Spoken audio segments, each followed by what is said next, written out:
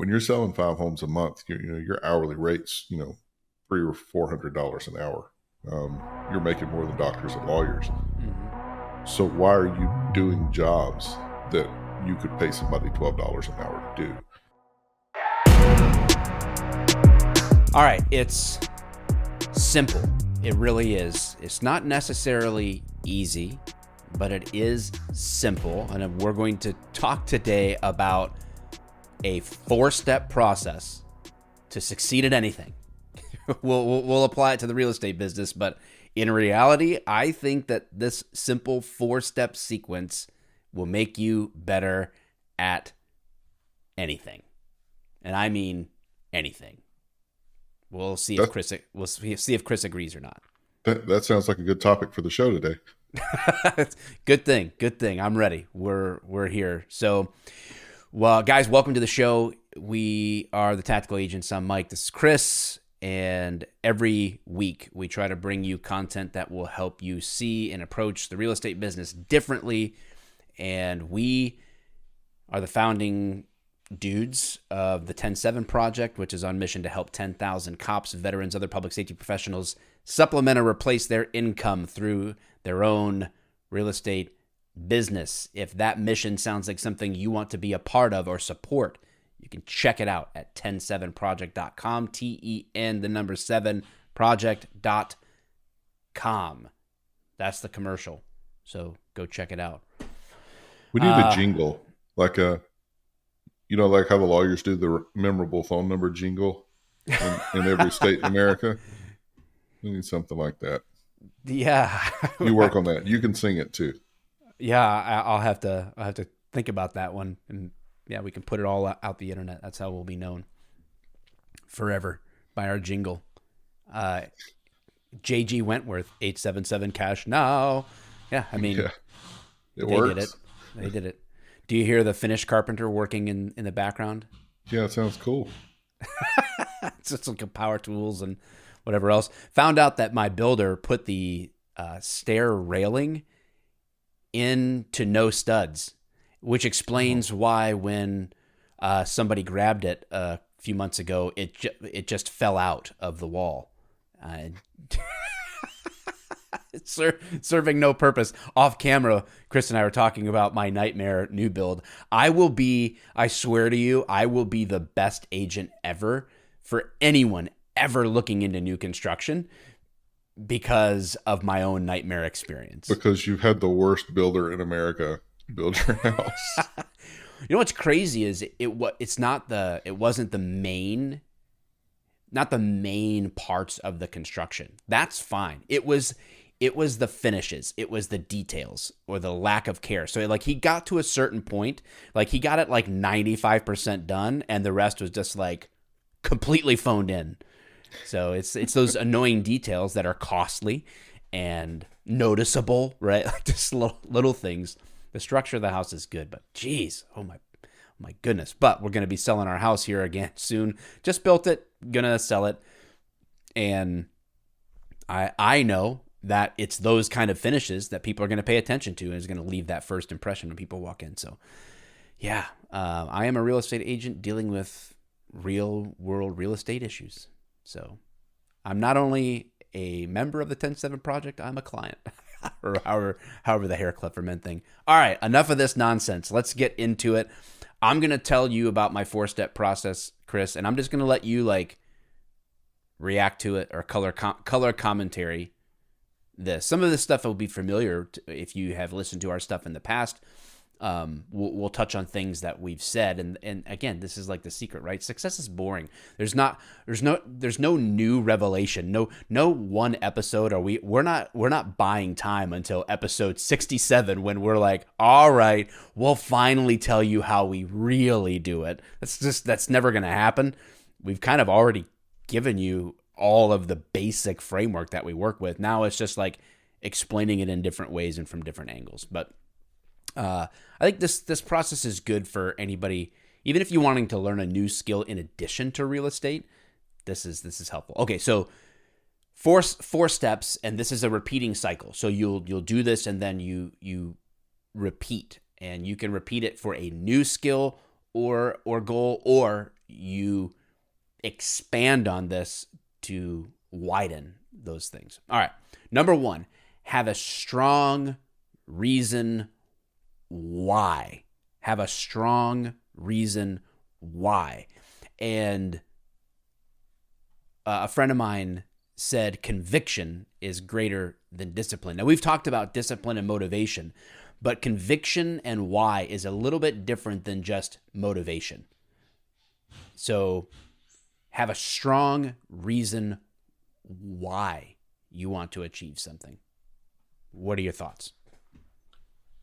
I think that's probably, well, not probably, that's got to be the most important thing when it comes to anything that you're wanting to do. You got to have passion. You got to have desire. You got to have, the ability to persevere, and all that comes from having a strong reason for doing something. And you need to tie your why into that. If you can tie your why for, everything in life to whatever it is, whatever skill you're trying to learn, whatever business you're trying to get better at, if you can tie that why into it, it's a lot, I don't want to say easier, but it is a lot easier to stick with it and persevere. Yeah, because you're gonna run into problems. Mm-hmm. There's no doubt about it. I mean, like, I guess there's the occasional, like, I don't know, they say like bubble gum was discovered by accident or something like that. Yeah. And like, oh, look, I invented bubble gum and now I sell it to everybody. Like, there's these random cases. Well, and of course people win the lottery, right? That happens. Mm-hmm. Somebody's going to win it eventually, right? But it's probably not going to be you, And then most of those people go broke. Yeah, I heard something the other day that said you're more likely to be the president of the United States than win the lottery. Yeah, the odds are not in your favor. This is very bad for you. If playing the lotto was the Hunger Games, the odds are not in your favor. That's just how it is. But if you have a deep abiding conviction about why you're doing something, it's just easier to get there. It's easier to hang in there because you have a conviction about something. And I really love that word because I think motivation and discipline are sort of like, they're either put next to each other in a contrasting way or in a complementary way. But I really like the idea of your why being your conviction, because convictions are just like these deep beliefs about yourself or the reasons you're doing something. And a man with conviction becomes very difficult to stop, regardless of what it is, if he has a deep conviction about something. Yes. The look on your face was like you had something to say in response, and then you were just like, "Yep." I got distracted by the drilling. So sorry. Yeah, I was trying to figure out what he was doing. Yeah, he's putting a new handrail in. Yeah, yeah. Conviction. I mean, yeah, you're right. All right, I totally lost my thought. Yes, I apologize for the drilling sound. It is if you think it's loud on here, it's very loud in my ears in the other room. It's like 12 feet from me, but it is what it is. The show must go on. Should we just do this again? No. Okay. Keep it real. People can know us for our real selves. I don't care about the polish factor. Yeah, so having a reason why, and to apply this to something that I heard, that it's a weird, unrelated example, but I was watching a video on somebody about rapid language learning or effective learning of a new language, and they actually said knowing why you want to learn the language or having a really strong reason why makes all the difference in the world. And this person that learned the language of a country they were moving to was like, I visited the country, I loved it, I knew I wanted to move there, and I knew I was moving there. So it really motivated me. Like I had a real strong reason to learn the language, because it wasn't just like I thought it sounded cool. I was going to live there. I was going to be a part of this culture, and I wanted to be able to speak the language. So they became fluent in a brand new language within a year, because they had that conviction. They That's had awesome. they needed it because they wanted it so bad. So that kind of conviction is necessary, and I think is the groundwork. Like, what that helps you find more motivation. I don't think they're the same word. Conviction and motivation are not the same thing. But if you No. have a deep conviction, now you can find things that motivate you, and what motivation will be is something that reminds you about your conviction. Hmm. And the discipline, can be fed by that, right? When Right. you need to apply discipline, you can inject motivation to remind you of your conviction, and your convictions leads to developing the actions necessary to have discipline. All right, number 2 is get a coach who has done it. Whatever it is that you want to do, find somebody who has done it before you and get them to coach you. Paid, unpaid, whatever. Get a coach. What are your Yes. thoughts? I think that there has never been anything that has more shortcut my success in any endeavor that I've ever done from the time I was a child until today that um, didn't get advanced more quickly with a coach. Mm-hmm. Like um, you and I both have invested tens of thousands of dollars in coaching um, over the course of our real estate careers, and um, I've invested a lot in other coaching. You have too, and you can't understate the impact that it has on you, because when you have somebody that has already done it, there's this level of experience and this ability to draw from somebody else. You don't have to make as many mistakes. You don't. They can kind of pull you away from pitfalls and things like that. So yeah, you're spot on there, 100%. Like uh, coaching is super important. And I know everybody's like, well, I can just watch a YouTube video. It's not the same, right? It's not. Like, we tell you a lot of stuff on this podcast. If you're watching us on YouTube or whatever, um, but it's not the same as being able to call us and ask questions. It's not the same as having a one-on-one conversation when you have a specific question that comes up Mm-hmm. or a specific problem that comes up that you need help navigating. You can't get the solutions to that from watching YouTube videos or reading books or whatever else other medium out there for gathering information. One-to-one communication is still king, and that's what a coach gives you. Yeah. I mean, think about how every other thing in life you have a coach. Like, if you want to get good at a sport, what is universally in every sport? A coach. Even if you have to perform individually, like in a swimmer, for example, right? Well, there's a coach who coaches you. You may have a team environment where you're getting coached, but you have to perform individually. So the coach doesn't do the work for you, of course, but like Michael Jordan had a coach. Like, I think, Multiple. yeah, Yeah. that's a really great point. Michael Jordan at the top of his game, and get out of here with this LeBron stuff of being, better than MJ. Like, and I'm not even I a don't know, huge buddy. basketball fan. You're moving to Ohio. You might have to embrace LeBron. Dang it, I might. I'm gonna jump on the king train. But he not only had his team coach, but he hired other coaches outside of that to be as well-rounded as possible, to challenge himself as much as possible. And probably no coincidence that he was the top of his game and the top for a long time. Not just a coincidentally like, oh, he was the best this year. No, he was at the top for a long period of time. And he had a coach. And a good coach is able to help get your mind right and help hold you accountable but also, like you said, to be able to kind of like deal with your real world questions or issues like in the moment.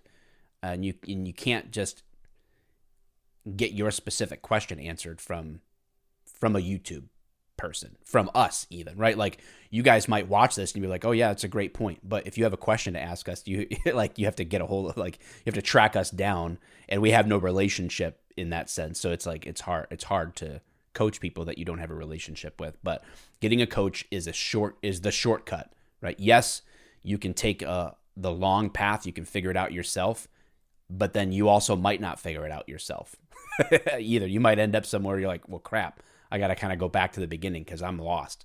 And great. I mean, what keeps you doing that is your conviction, probably, right? You have a strong conviction, but you need direction, right? So the coach is what gives you direction directs your conviction. I think it's really important. Number 3 is you have to put in the work. We actually recently talked about this in an episode, right? Like where people are saying the market is saturated. It's not the market, it's you, right? Like it's Right. You have to put in the work. Thoughts?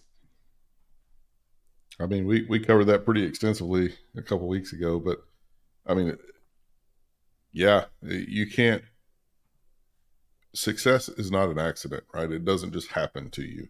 You don't just trip and fall into, being the best in your field or being the top of your game. It takes sustained effort over a long period of time.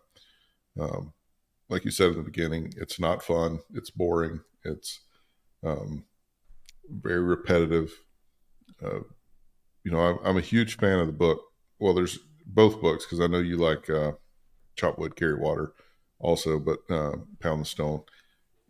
You just have to keep swinging the hammer. And that's the thing that gets a lot of people is when it's not being successful now, they give up on the work. And, it's what people just don't seem to realize is, especially in real estate, you don't get paid for the work you do today.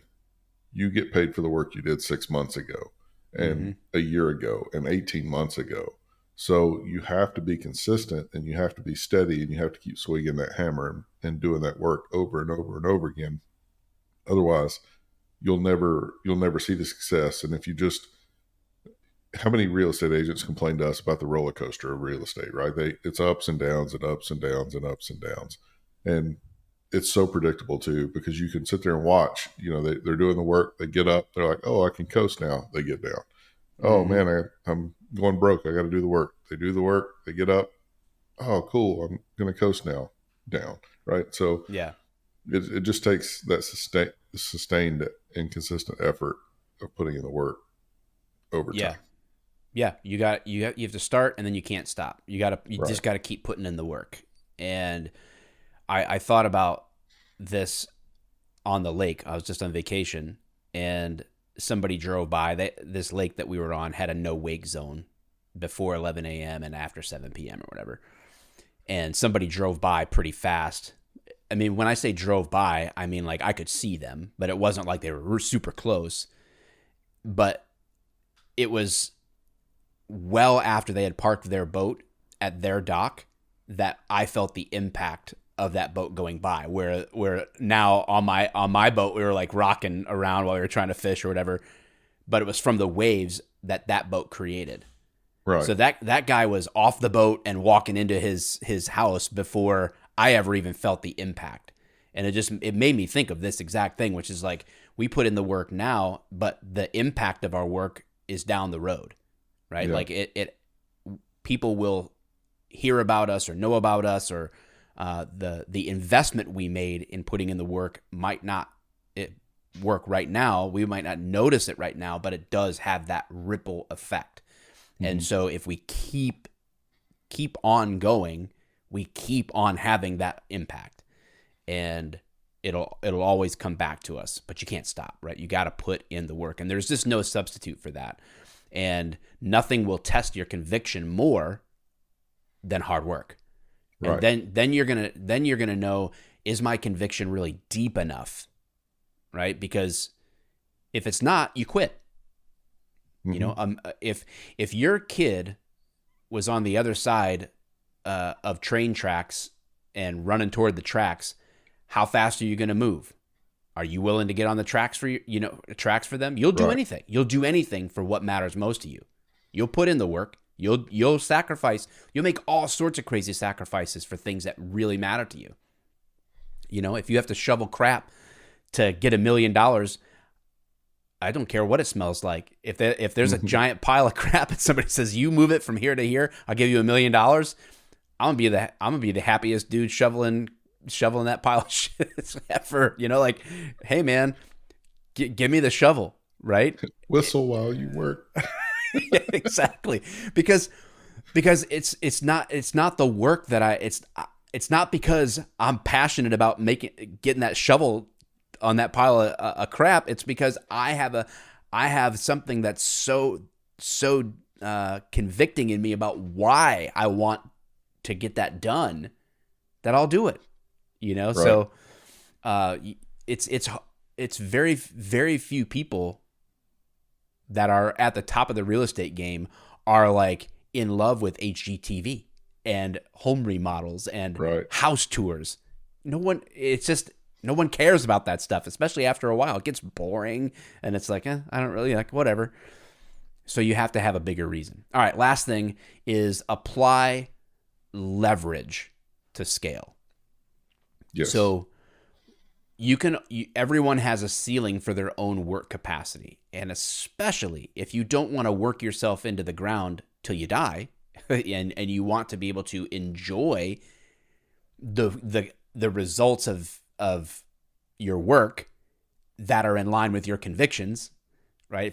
If your conviction is, it's like it's something for your family, you're doing this for bigger goals. Well, you want to be able to enjoy those things. So you have a capacity, right? One agent can only sell so many houses. It's one lender can only write so many loans. You have a capacity. So what happens when you reach your capacity is you have to now apply leverage, which is going to be people and systems applied into your business that get you your time back. So if you reach your capacity, if you apply leverage, you can literally reduce your workload by 75% or more and then scale up. Now you have more time to fill more space and you can grow. Thoughts? Yeah. Yeah. A really, really brilliant guy who runs a pretty big real estate coaching company once told me that once you're selling 5 homes a month, you need to hire admin help full time. Um, and at the time, my thought process was, well, five a month doesn't seem like that much. Like I think I could probably do 10 or 12 and Mm-hmm. get away with it. But he started saying, but what is that admin help going to do for you? What's that going to free up? How many more houses can you sell because you're not doing the tasks that are, laid out for stuff? He's like, when you're selling 5 homes a month, your hourly rates, $300 or $400 an hour. You're making more than doctors and lawyers. Mm-hmm. So why are you doing jobs that you could pay somebody $12 an hour to do? And that was really eye opening for me um, in that respect. And that was kind of my first real lesson on leveraging other people to hit your goals. And leverage kind of sometimes has negative connotations when you talk about leveraging people, Mm-hmm. but it's not like you're giving somebody a fair wage for what they do. Um, Right. you know, and they are increasing your effectiveness exponentially. It's not a one-to-one thing. If you have you and three people doing admin work and, another agent, doing showings, things like that, that all work for you. It's not like each person you add only increases you by, double or whatever. It's an exponential growth Mm-hmm. when you do it the right way anyway.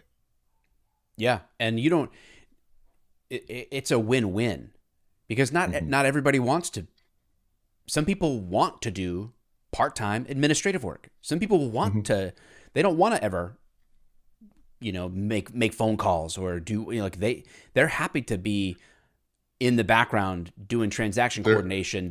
It's a yeah. stay-at-home mom that's like, wow, I got my real estate license. I'm in a season of life where I'm like investing in my kids and their education and time there. But I have a laptop, right? Like I got an iPad. I can do Hmm. transaction coordination in the background. If I just have a couple of those a week that I'm doing for all these agents, I can make a great part-time income. That's their goals, right? That Yeah, you can make it win-win. So you're not using people. You can actually help others while leveraging that time for yourself to scale. absolutely. And there's a lot of people too that the thought of living and dying by their own work product is terrifying. Like they would never do it. Mm-hmm. You know, growing up, my dad was a union guy, right? He got offered so many jobs doing, advanced work, management type jobs and things like that, but they didn't have union protection, so he would never take them Mm-hmm. because he was just afraid to get out there and put it all on the. I shouldn't say afraid. He just, he's risk averse, you know. Yeah. So he just would never take them. And there's a lot of people out there like that, and you can get some really effective people that can really help move you forward who just don't want to do it on their own. Yeah. And there's some people out there, very well could be listening to the show right now, who they don't want to use people in terms of their business. They don't ever want to Mm-hmm. expand beyond they have a goal, right? Where they're like, if I could be making, let's say it's 8,000 a month or 10,000 a month or whatever it is, like if I could make that, I'd be happy. That's where I want to be. But what you can do is, if that's the capacity that you have and you're reaching your goals, you could apply software or other systems in Mm-hmm. place to where you minimize the time energy that you're putting in at that level, right? In order to scale your business in a way that means I'm going to be able to maintain this level while spending less time to maintain it. So you can still buy back time and energy in your business, even if your goal isn't to, like, well, I don't want to scale to seven figures. I don't want to scale Right. to, $750,000 a year in GCI. It's not what I want to do. I don't want to hire people. I don't want to manage that. That's fine too. But there's Mm-hmm. still ways that you can maximize your time and energy if done right. That's not going to suck the life out of you to Yeah, to for achieve your sure. goals. I mean, even when you look at the 10-7 project, we have 3,500 people that are, wanting attention in this project and, paying attention to what's going on in there. And like, if we had to do that, just the two of us trying to manage that all the time Mm-hmm. and doing all steps in a manual way, it would be impossible. It just completely unsustainable. But we leverage Yep. technology, and it, our technology does the work of probably 5 or 6 people for Mm-hmm. us. Yeah. Yeah, absolutely. It's crazy. So yeah, to you can scale. Like we're not doing anything different now than we were 2 years ago, as far as the core of the process. But our time involvement is minimal, like on our Right. end, because we're leveraging technology. So yeah. Then when you've done that, now you can go back to the beginning. Has your conviction deepened? Have new convictions arrived, or arisen in your mind, in your heart? Do you have new goals? Do you want to excuse me, expand beyond where you're at?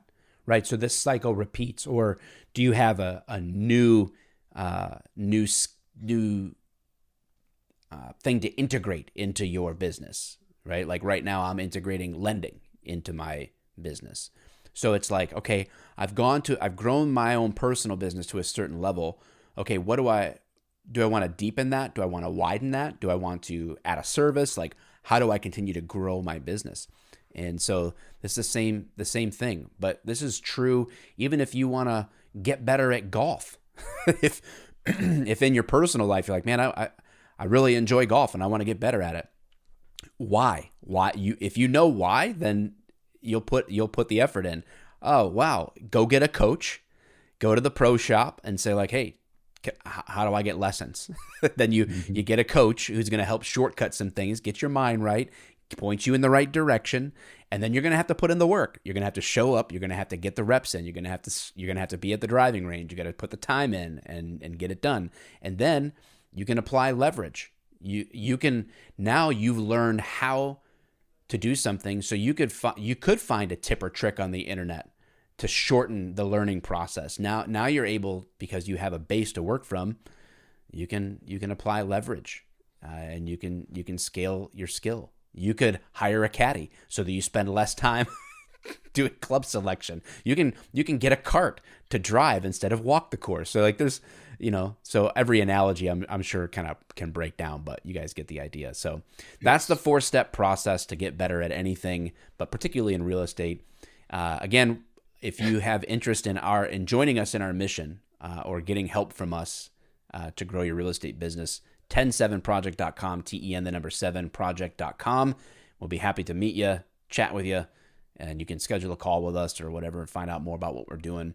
We appreciate you guys listening, watching, and if the show has added value, give this video a like, subscribe to the channel. If you are listening and you feel the same way, drop a rating, a review even, wherever you're listening. We appreciate it, and we will see you next episode.